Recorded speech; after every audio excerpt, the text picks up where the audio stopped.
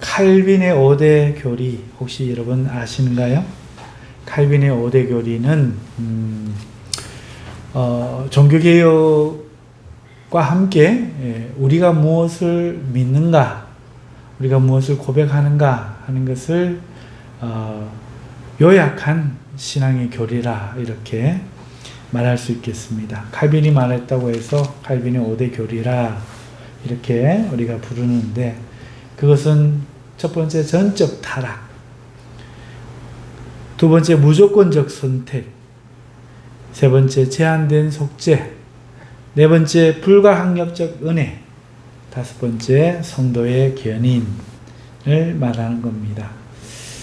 여러분 다 아실 거라고 생각되지만 간략하게 소개를 하면은 전적 타락이라고 하는 것은 원죄와 자범죄. 원죄는 아담과 하와가 우리 인류의 조상이 하나님의 명령을 어기고 선악과를 따먹어 들어온 죄. 그러니까 아버지가 한국 사람이면 아들도 한국 사람 되는 그런 유전적인 것. 그래서 모든 사람이 그 이후부터는 죄가 다 들어왔죠. 그게 원죄예요, 원죄. 그리고 자범죄는 그 원죄 가운데 자신이 살면서 행위로, 마음으로 짓는 죄, 그것이 자범죄, 스스로 짓는 죄인데, 우리가 이 원죄와 자범죄로 말미암아 전적 타락했다 하는 겁니다. 그래서 우리가 이 전적 타락했다는 말이 우리가 선을 모른다, 선한 행위, 누구를 돕는 그런 구제 행위나 양심에 옳은 일이나 정의로운 일들을 할 수 없다, 이런 그걸 말하는 게 아니에요. 우리가 막 악마가 뒤집어 씌워서 말을 하면 무조건 악하게 하고 무조건 사람을 죽이고 이렇게 한다, 이게 전적 타락이 아닙니다. 전적 타락이라는 것은 그런 원죄와 자범죄로 말미암아 우리 스스로 우리를 구원하는 선을 행할 수 없다 하는 것이 바로 전적 타락이란 말이에요. 우리의 상태가 완전히 부패하고 악한 상태여서 우리 스스로의 힘으로는 옛날처럼 돌아갈 수 없다. 자신을 구원할 능력이 전혀 없다. 자기 스스로 자기를 구원할 능력이 없다. 일시적인 선을 행하고 일시적인 양심의 가책을 느끼고 이런 건 할 수 있는데, 죄가 없는 상태로 자기를 다시 구원시킬 능력이 없다.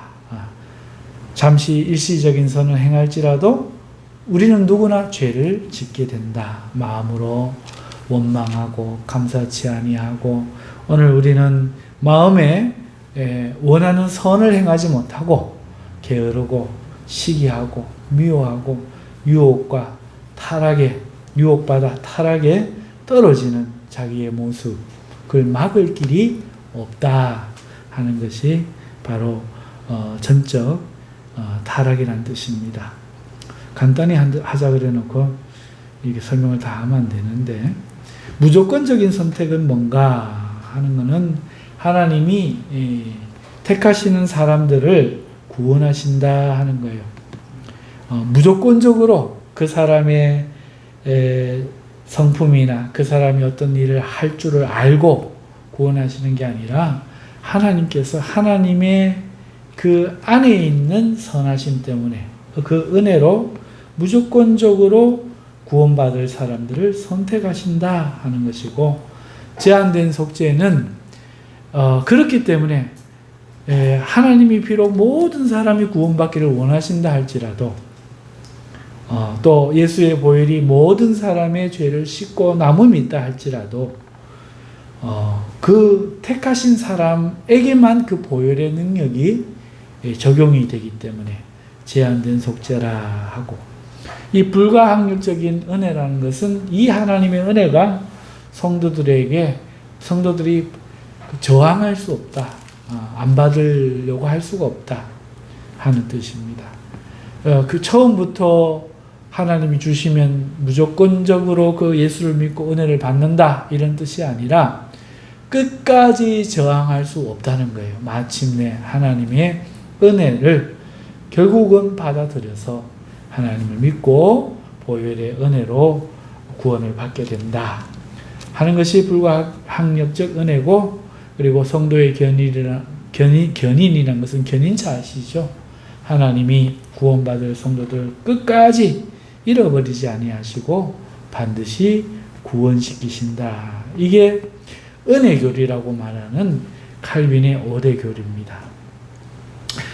자, 이거에 대해서 할 말이 엄청 많지만은 오늘 그거 말하면 끝도 없고요. 이 중에서도 여러분 무조건적인 선택, 이것에 대해서 오늘 말씀을 우리가 한번 나누어 봤으면 좋겠는데, 여러분 제목이 택하신 자만이 하나님을 믿는가 라는 제목입니다. 하나님이 택한 사람만이 구원을 받아요. 누가 구원을 받습니까? 우리가 알고 있는 거, 믿는 사람이 구원을 받지요? 그러니까 이 말은 같은 말이죠. 택하신 사람이 구원을 받으면, 믿는 사람이 구원을 받으면 하나님이 택해야 믿는다 하는 말이 되는 것이죠. 그러니 택하신 자만이 하나님을 믿을 수 있는가라는 말이 되는 겁니다. 그리고 이 택하신 자만이 하나님을 믿는다 하는 것을 우리는 예정교리라 이렇게 말합니다. 하나님이 미리 예정하셨다. 구원받을 자, 믿을 자를 미리 예정하셨다 해서 예정교리다 이렇게 우리가 말을 합니다. 그런데 이 예정교리는요, 가만 생각해 보면은요, 어떤 사람들에게 불편해요. 어떤 사람들은 불공평한 생각이 듭니다. 왜 누구는 구원하고 누구는 구원하지 않느냐? 우리가 먹을 걸 나눠 먹어도 다 똑같이 나눠줘야 기분이 안 상하지. 누구는 주고 나는 조금 줘도 조금 주면 그것도 기분 나쁜데, 그렇죠? 하나님이 구원에 관한 문제인데 왜 누구는 구원하고 누구는 구원하지 않는단 말인가? 하나님 나쁜 거 아닌가? 불공평한 거 아닌가? 이런 적대감을 안 믿는 사람들이 특별히 많이 갖고, 믿는 사람도 그런 의문을 갖는 사람이 들어 있다 하는 겁니다. 또 성도들 중에 택함을 받아야 믿을 수 있다 이렇게 말을 하니 믿는 것에 부정적이 되더라 하는 거죠.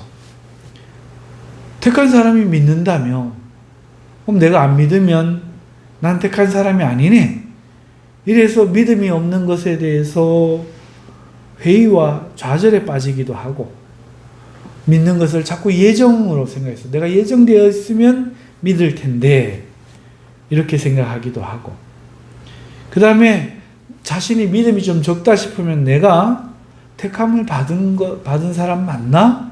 자꾸 이런 쪽으로 의문을 갖는다는 말이죠.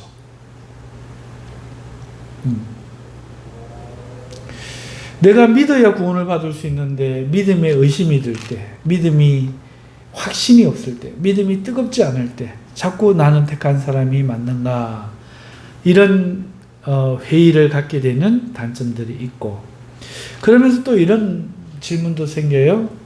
그러면 하나님이 예정한 사람이 믿는데 그럼 우리가 애써 믿을 필요가 있나? 하나님 믿게 해주시는 거 아닌가? 하나님 예정한 건 뭐고 믿음은 뭐냐? 이런 질문들이 생기기 때문에 많은 애로사항이 있다.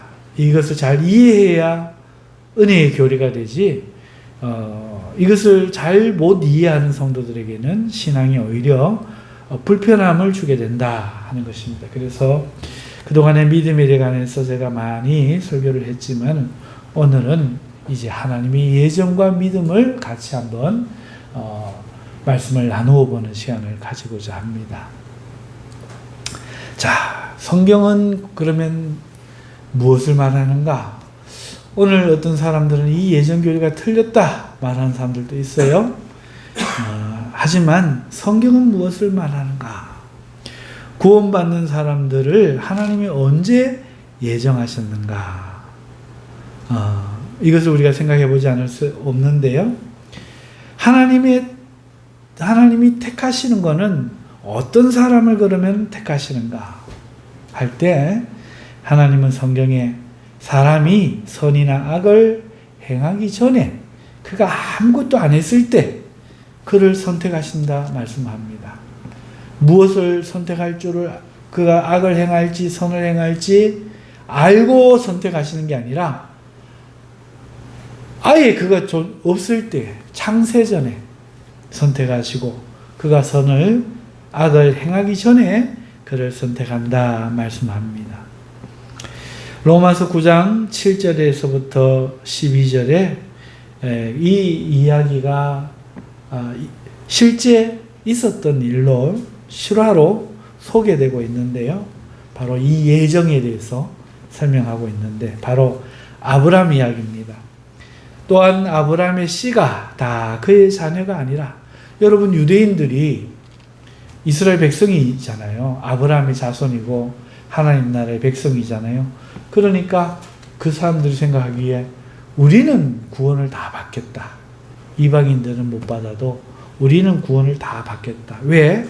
언약의 사람 아브라함의 후손이니까 아브라함의 씨가 구원을 받는다 했으니까 우리는 다 받을 것이다 라고 했는데 예수께서 오셔가지고 아니라는 거예요. 지옥에서 이를 갈미 어두운 데서 이를 갈미 있을 거라고 하는 거예요. 문제가 됐죠. 그런데 사도 바울이 그에 대해서 이야기를 하는 겁니다. 아브라함의 씨가 다 그의 자녀가 아니라는 거예요. 오직 이삭으로 난 자라야 네 씨라 불리리라 하셨으니 여러분 아브라함의 아들이 누구 있어요? 이스마엘과 이삭이 있잖아요. 그러니까 아브라함의 씨면 누구도 구원받아야 돼요?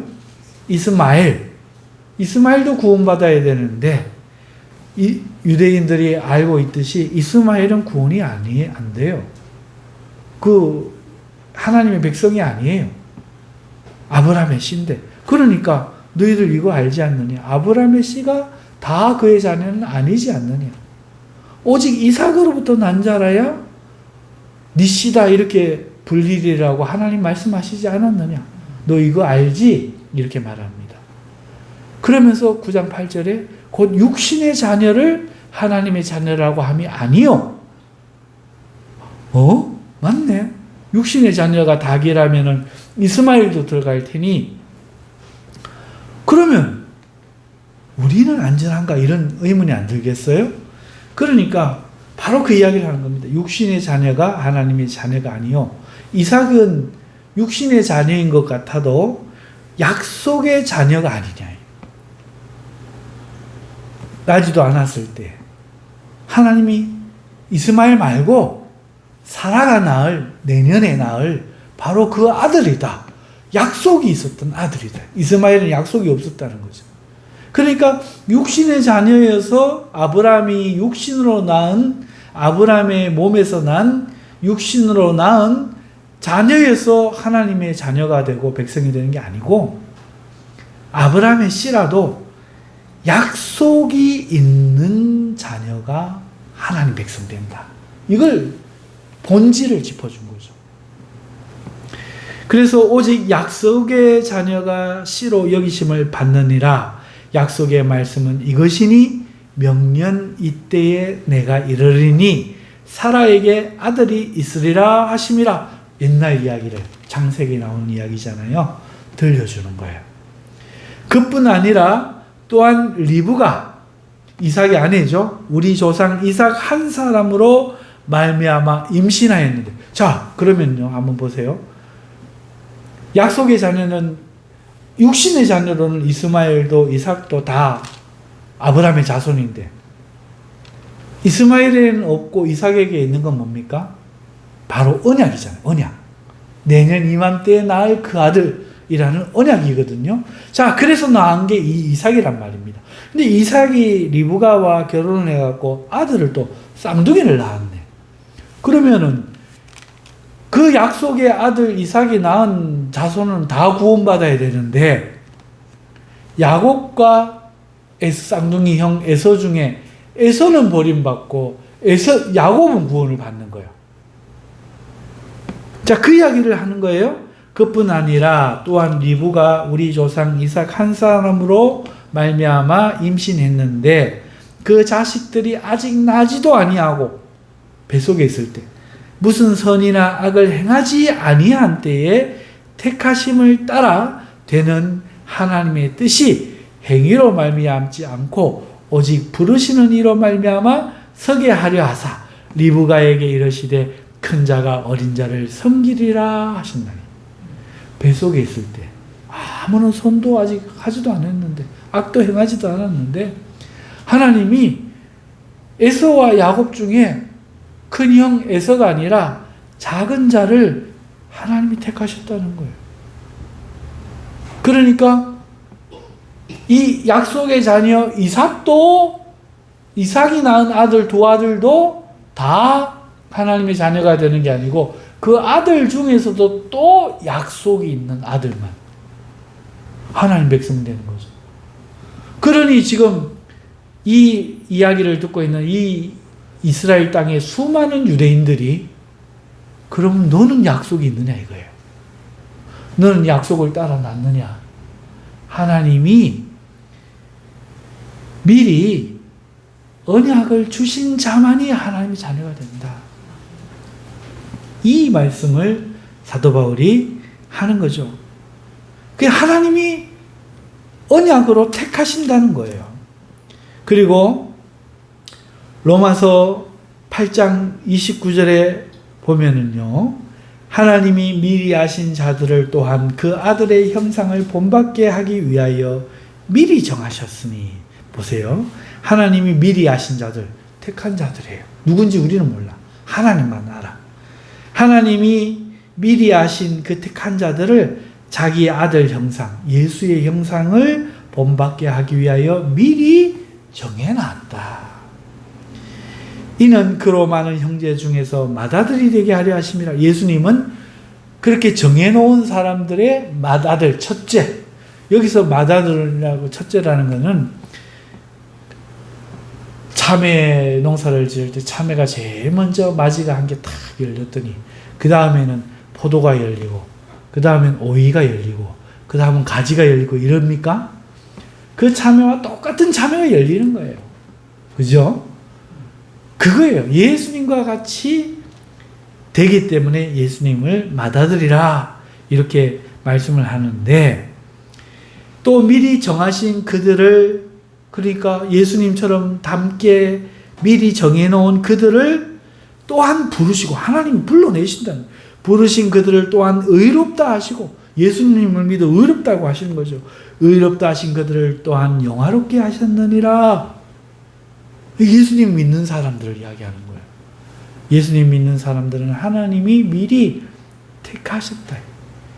예수님을 닮게 하기 위해서 택해서 불러서 의롭다 하시고 의롭다 한 그들을 영화롭게 하셨다. 이 두 성경을 볼 때 하나님이 미리 정하시고 아신 이들을 불러 예수 믿게 하신다 하는 거죠. 그런데 이걸 언제 하시느냐? 에베소서 1장 4절로부터 보면은 곧 창세전에 그리스도 안에서 우리를 택하사. 우리가 지금 이제 막 예수님 믿었는데, 네 믿으니까 그래 너 합격. 지금 믿음 보고 도장 딱 찍어주는 것 같은데, 사도 바울은 뭐라고 이야기하는가 하면 창세전에 그리스도 안에서 이미 그리스도의 이 구속의 은혜 안에서 구원하시려고 창세전에 우리를 택하사 우리로 사랑 안에서 그 앞에 거룩하고 흠이 없게 하시려고 그 기쁘신 대로 우리를 예정하사 예수 그리스도로 말미암아 자기의 아들들이 되게 하셨으니, 모든 일을 그의 뜻대로 결정대로 일하시는 이의 계획을 따라 우리가 예정을 입어 그 안에서 기업이 되었으니, 예정, 미리 정하심을 입어 우리가 예수님을 믿어 기업이 된 것이다. 그의 계획이 있었다. 창세전에. 하나님은 그러니까 구원받을 사람을 창세전에 다 택해가지고 이제 믿도록 부르시고 믿음을 주신다 하시는 거죠. 그러니까 택하신 자가 구원을 받는가? 예, 맞아요. 그러면 믿는 자가 구원받는다니까 택하신 자만 믿을 수 있는가? 예, 택하신 자만 믿을 수 있어요. 이게 성경의 분명한 교리라는 겁니다. 하나님 뜻이에요. 구원받을 자가 구원받는 거예요. 자, 이러니 이걸 이제 부인하면 안 돼요. 택한 자가, 예정하신 자가 구원을 받고 그 사람은 성경의 말씀 약속을 받기로 예정된 사람. 이삭처럼 야곱처럼 예수 그리스도를 통해서 생명의 기업을 받도록 하나님이 약속을 줘놓은 사람들이 창세전부터 있었다 하는 거죠. 자, 그런데 문제는 뭐냐? 왜 하나님이 그러면은 이렇게 불공평하시냐? 누구는 다 줘야지. 누구는 구원하시고 누구는 구원하지 않느냐? 또 왜 그렇게 할 것 같으면은 내가 믿어줘야 되는데 왜 나는 안 믿어지냐? 나는 왜 믿음이 없냐? 그럼 난 택한 자가 아니냐? 이런 생각도 들고 이런 여러 가지 문제들이 생긴다 하는 거죠. 앞서서 말씀을 드렸죠. 자,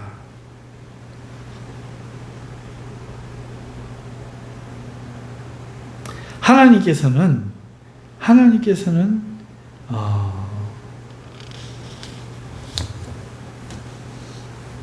택하신 자들을 구원하시는데 이것이 성경에 너무 많이 나와요. 예수님도 이야기해요. 마태복음의 24장에 그 날들을 감하지 아니하면 모든 육체가 구원을 얻지 못할 것이나 그러나 택하신 자들을 위하여 그 날들을 감하시리라. 택하신 자들 이야기하시죠.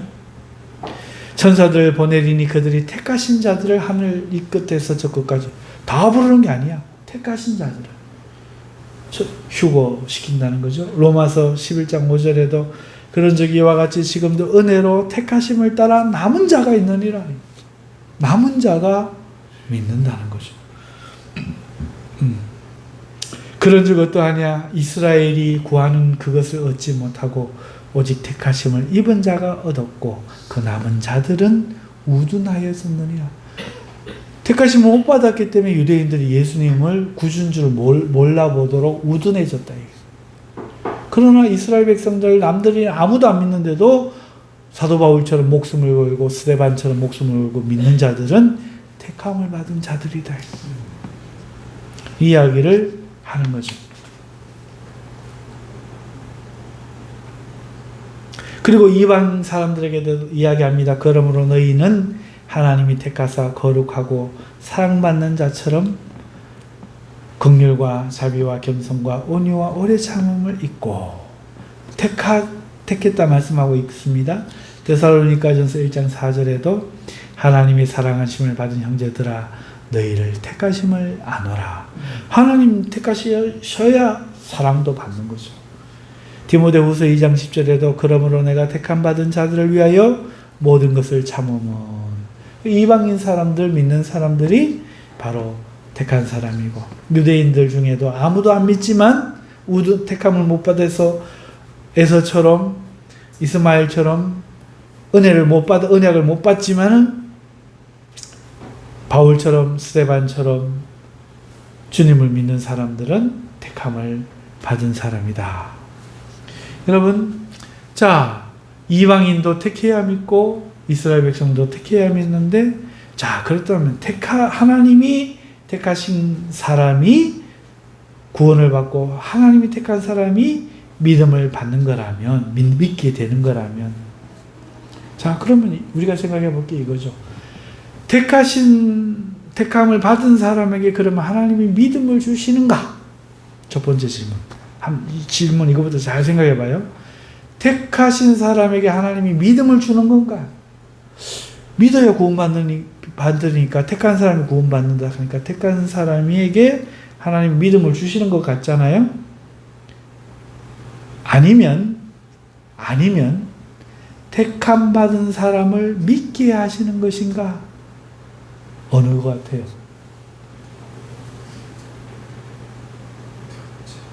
자, 이 생각을 이때는 좀 잘해야 돼요. 똑똑하게 생각해야 됩니다. 우둔해지면 안 됩니다. 하나님께서 택한 자를 구원하신다고 했잖아요. 우리는 어떤 사람이 구원을 받는다고 알고 있어요? 예수님을 믿는 자를 구원하신다고 알고 있잖아요. 그러니까 믿음과 택함이 동의어처럼 여겨지잖아요. 3단 논법처럼. 그러면 어떻게 돼요? 하나님이 택한 자가 예수를 믿고 예수를 믿는 자는 하나님이 택한 자다. 이렇게 되어지잖아요. 그러니까 하나님이 택한 자에게 자동적으로 우리는 어떻게 생각을 해요? 믿음을 주신다. 그래 내가 믿음 없으면 나는 택함을 못 받은 거다. 이런 의심이 들 수가 있다는 말이죠. 맞죠? 불공평은 둘째치고 그런 생각이 든단 말이에요. 자, 이렇게만 생각하는데 제가 다른 질문을 하는 거예요. 그렇게만 생각하지 말고 하나님이 택함 받은 사람을 믿게 하신다고 생각할 수는 없느냐? 택한 자들은 무조건 믿는다고 생각하지 말고 하나님이 택한 자들을 믿게 하신다고 생각할 수 없느냐? 자, 이걸 설명을 할게요. 이게 맞아요. 왜 맞느냐? 이거는 저만 하는 이야기가 아닙니다.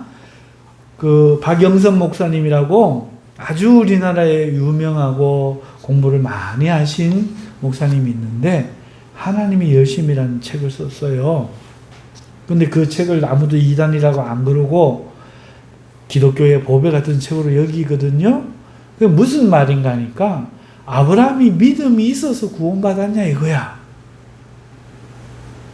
우리는 히브리서 말씀만 믿고 어떻게 봐요? 아브라함은 갈 바를 알지 못하고 하나님을 믿고 나아가서 구원을 받았다. 이렇게 알고 있잖아요. 그죠? 맞죠? 아들을 주시리라는 하나님 말씀을 믿었다. 이렇게 알고 있죠? 아들을 죽은 가운데서 살리실 줄을 믿었다. 이렇게 생각하고 있죠? 그러니까 믿음의 사람이라고 생각했지만 처음부터 아브라함은 하나님을 안 믿었어요. 그런가 안 그런가 생각해 봐요. 하나님이 뭐라고 했어요? 아브라함에게 내 고향과 친척과 아비의 집을 어떻게 해? 떠나 내가 지시할 땅으로 가라고 했죠. 어디를 뭐를 떠나라 했어요? 내 본토와 친척과 아비의 집을 떠나라 했잖아. 근데 아브라함이 어떻게 했어요? 아버지하고 조카, 친척하고 아버지 데리고 집을 떠난 게 아니고 데리고 갔어요. 그리고 하란까지 갔단 말이야. 하란에 가서 아버지가 죽으니까 그제서야 조카를 데리고 또 가나안 땅까지 간 거야.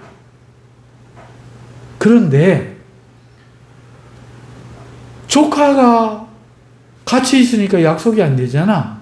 그래서 하나님이 애굽 왕의 그 축복으로 염소와 양을 많이 받고 부자가 되게 해서 서로 싸우게 해요, 목자들이. 그래갖고 조카가 소돔과 고모라 땅으로 떠나버린다니까? 그때서야 하나님이 다시 나타나셔서 아브라함을 또 축복하시는 거잖아요. 자, 보세요. 하나님이 말씀을 순종하도록 이렇게 만드시는 거야. 이것뿐만은 아니에요. 자녀가 안 생기는 거야. 24년간. 그러니까 아브라함에게 종이 하나 있었거든요. 이 종이나 상속자가 되리이다 하고 하나님을 안 믿는 거야. 그러니까 아니다라는 거예요. 아니라라고 말씀하면서 그러니까 부인 사라가 하갈 몸종을 줘가지고 거기서 이스마엘을 낳는 거야.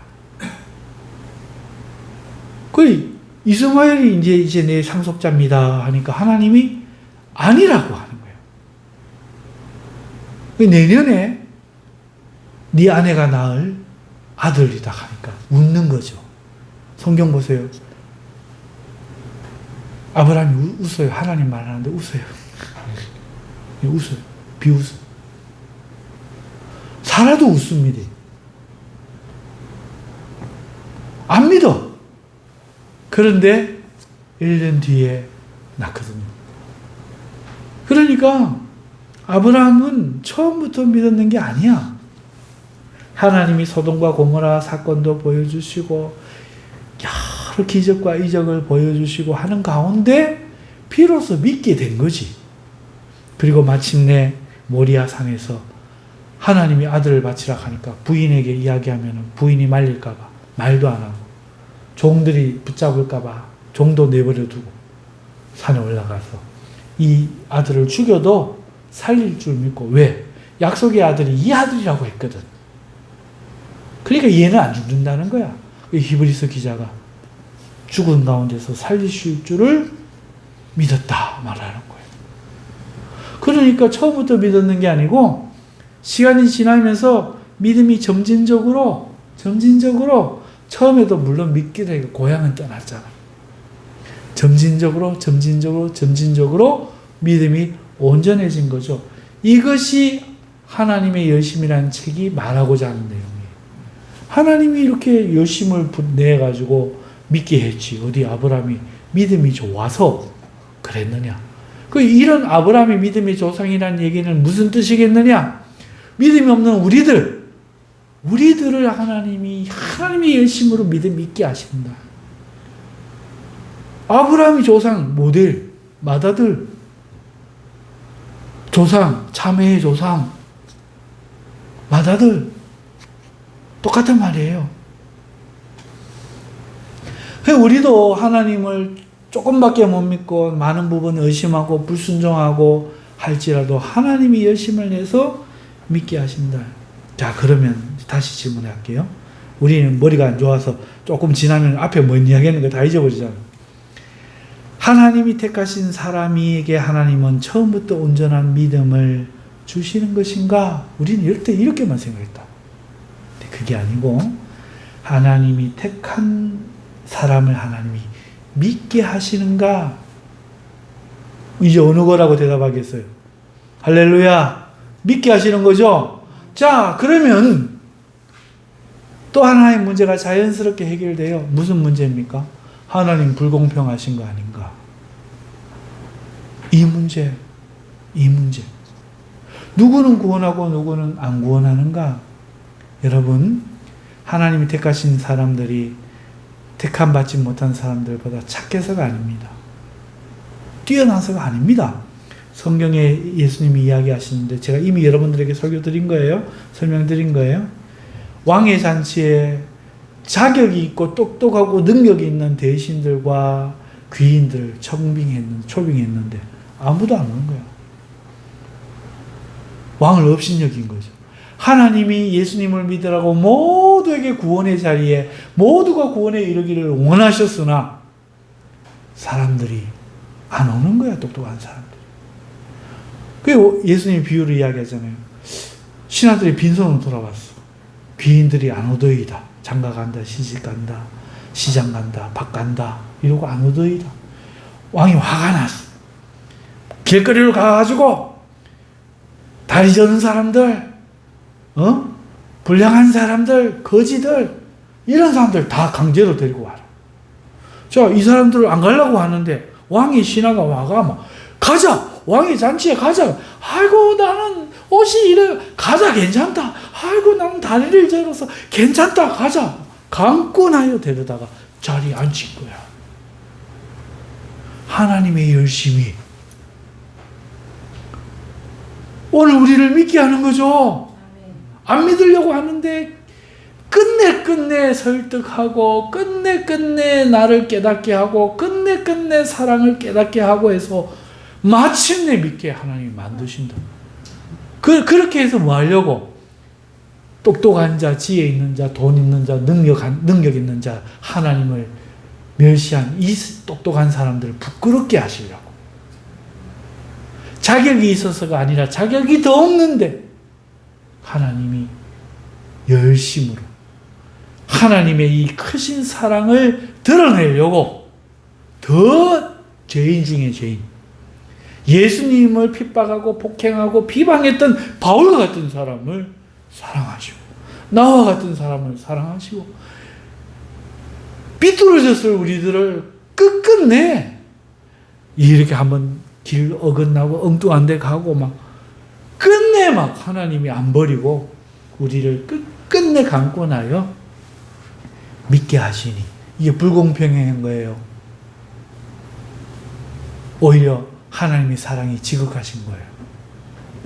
하나님이 지극하신 거지. 내가 누군가를 도와주려고 했는데 이 사람이 이 돈만 보태주면은 막 일어설 것 같아. 그래서 내가 1억을 도와주려고 했더니 나 그런 거 없어서 잘 돼 이러고 교만하고 안 하는 거야. 그래 이 돈 있는 사람이 뭐 하겠어요. 화가 나는 거야. 내가 기왕 남을 도와주려고 했던 거 저기 고아원에나 도와줘야겠다. 저 거지나 다리 밑에 거지나 도와줘야겠다.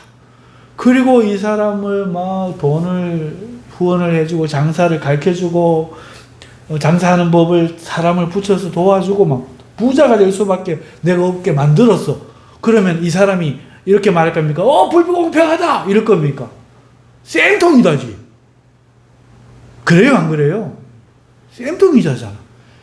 불공평한 게 아니었어요. 우리가 잘나서 예수를 믿었던 게 아니야. 하나님의 은혜가 죄인 중에 기수와 같은 나를, 바울은 모르고 그렇게 죄를 지었지. 우리는 미련해갖고 도무지 모르고 어리석고 그런데도 하나님이 미련해서 잘못되지 않도록 끝내 막 미련한 사람에서 더 좋은 목사, 더 똑똑한 목사 맡겨갖고 막 하나님 가르치고 막 난리다. 그렇게 해서 우리를 구원하시는 거예요. 그렇게 해서 우리를 그런데도 우리는 어떻게 하면 끝내 막 그 길을 벗어나려고, 끝내 은혜 안 받으려고. 그러면 다리 몽둥이도 부르고, 암도 주고, 막 이렇게 해서라도 하나님은 끝끝내 구원을 시키시는 거예요. 여러분은 그러니까 불공평한 게 아니죠. 무조건적인 선택인 것이죠. 그 사람이 잘나서가 아니라 뭔가 선한 일을 할 것이고 똑똑하고 하나님을 사랑할 줄 알아서가 아니라 하나님이 열심히 그로 믿게 하고 하나님을 사랑하게 하고 주님께 충성도 하게 만들어 놓는 거지. 우리가 안다는 게 아니에요. 잘나서가 아니에요. 그리고 이거는 하나님의 강권하여 하나님의 사랑과 그 사랑의 크심을 영광을 받으시려고 드러내시려고 하나님이 선을 거지 도와주듯이 은혜를 베푸신 거지. 이게 자랑할 것도 아니고 불공평한 것도 아니고. 그러니 택함 받은 사람을 믿게 하는 것이다. 이게 무조건적인 선택이고, 이렇게 볼 때 전적 타락, 니나 내나 다 타락했던 거지. 아무도 하나님 안 믿는데 무조건적인 선택, 하나님이 막 그냥 무조건적으로 은혜 주시고, 그러니까 결국 보혈의 그 공로는 이 사람들만 받으니 제한적 속죄가 되어버리는 거야. 너도 다 받았겠는데 안 받으니까 결국은 이 사람들만 제한적 속죄가 되고, 하나님이 포기하지 않고 끝까지 만드시니까 불가항력적 은혜가 되어버리는 거죠. 거역할 수 없고 반드시 구원받게 되어버리는 거야. 그러니 한번 구원하시니 선한 일을 처음으로 시작하신 이가 하나님이시니 끝까지 성도를 구원 안 하시겠어? 이게 성도의 견인이다. 여기에 불의한 게 어디 있어요? 여기에 모순이 되는 게 어디 있어요? 불공평한 게 어디 있어요? 하나님의 은혜만 드러나는 줄 믿습니다. 지금까지 제가 믿음에 대해서 많이 설교하고, 이런 모습 저런 모습, 앞으로 뒤로 위에 밑으로 옆으로 다른 방향에서 말씀을 드렸기 때문에 오늘 이 말씀을 들으면 이제 이해가 갈 거예요. 그동안 들었던 것들. 그러니 이 믿음은 하나님이 점점 보이는 거죠. 관계란 말이에요, 관계. 이 하나님이 보이니 행위가 당연히 다르죠. 구원받기 위한 행위에 구원받았기 때문에 하나님께 붙잡혀 있으니까 그 붙잡힌 바 된 그것을 붙잡으러 달려가는 행위도 생기는 거죠. 근데 오늘 나는 행위가 없어. 왜? 무식해서 못 깨닫고 있고 아직도 이 죄악을 못 버리고 있어서 하나님의 은혜가 머물 자리가 없고 그러니까 나는 택함을 못 받았나 싶더라도 아니라는 거예요. 믿고 싶은 마음은 있잖아. 근데 죄 짓는 마음이 더 큰 걸 어떻게 해? 놀고 싶은 마음이 더 큰 걸 어떻게 해? 그래고 지는 거잖아. 그런데 하나님은 그런 사람을 끝내 회개시키시고 끝내 구원하신다. 이게 하나님의 은혜입니다. 할렐루야. 그럼 어떻게 해야 될까요? 하나님이 하시니까 아유 믿음 몰라 알아서 하시겠지. 그럴 거예요? 엄마 내 아버지 내 뭐 잘못한다고 부모 자식 연 끊겠나? 내 막 한번 탕자처럼 한번 살아보자. 그러실 거예요? 그러면 안 되잖아. 사랑하면 할수록 좋은 아들이 되야지. 그러니 우리도 이제 철들어야지. 고만 유혹에 빠지고 고만 거역하고 이제는 하나님께 이 좋으신 하나님께 기도하는 게 뭐 어려워서. 이 좋은 하나님을 믿고 영광을 돌리고 내가 예수님 믿는다고 말하고 그깟 담배 그깟 술 안 하고 내가 이 예수님 살아가는 게 뭐 그리 어려워. 못할 것이라고. 구원받으라고 그거 하락하는 사람 됨됨이 좋은 자녀 되기 위해서 그렇게 하라고 하는 건데 이거 뭐 구원받으려고 하는 거 아니잖아요. 그 믿는 사람 당연히 행위가 따르는 것이죠. 그러나 안타까운 것은 오늘 우리가 너무도 하나님의 지식을 모르고 있고 진리를 모르고 있고 그러니 기도하지도 않고 싸우지도 않는다는 거예요. 오늘 이 말씀을 듣고 우리는 하나님을 거역하는 자가 되지 말고 하나님께 순종하는 자가 되기 위하여 기도해야 돼요. 하나님, 내가 마귀에게 사로잡혀서 마귀의 유혹에 사로잡혀서 습관이 되어서 담배 인백에서 담배 못 끊는 사람처럼 죄 짓는 걸 못 끊고 자꾸 하나님 멀리하고 하나님 나를 구원해 주십시오. 마귀의 역사하는 걸 끊어주십시오. 귀신의 일들을 끊어주십시오. 내가 하나님을 사랑할 수 있게 해주십시오. 하나님이 나를 사랑하시니 나도 하나님 사랑하도록 애쓰도록 그 열정을 그 갈망을 내 마음에 주십시오. 우리가 기도해야 될 줄 믿습니다. 기도 싸우면 싸울수록 오늘 우리는 하나님께로 더 가까이 가고 우리 속에 죄와 악들은 더 멀어지고 하나님의 거룩하심이 우리를 더 사로잡아 믿음으로 충만케 하여 주실 줄 믿습니다. 자, 우리 다 함께 주여 외치고 우리의 믿음을 위하여 기도하고 가족들을 위하여 기도하는 기도의 시간 되기를 바랍니다. 우리 다 함께